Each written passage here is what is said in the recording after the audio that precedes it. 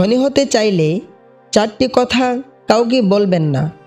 এই কথাগুলো যারা মেনে চলে তারাই জীবনে এগিয়ে যায়।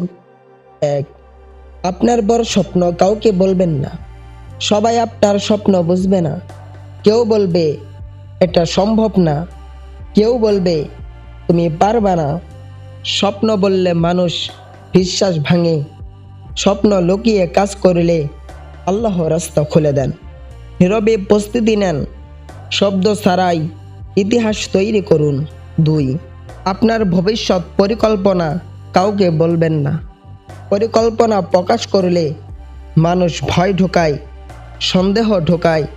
নবী সাল্লাল্লাহু আলাইহি সাল্লাম বলেছেন, নিজের কাজ গোপন রাখো, এতে বরকত আছে। ফলাফল দেখান, পরিকল্পনা নয়। 3, আপনার আয় কত এটা কাউকে বলবেন না। আয় জানালে 3টা বিপদ আসে: হিংসা, লোভ আর চাপ। হিংসা বরকত নষ্ট করে, লোভ সম্পর্ক নষ্ট করে, চাপ আপনার শান্তি নষ্ট করে। চুপ থাকা মানেই শক্তিশালী থাকা। 4, আপনার দুর্বলতা ও ভয় কাউকে বলবেন না। সবাই আপনার বন্ধু না।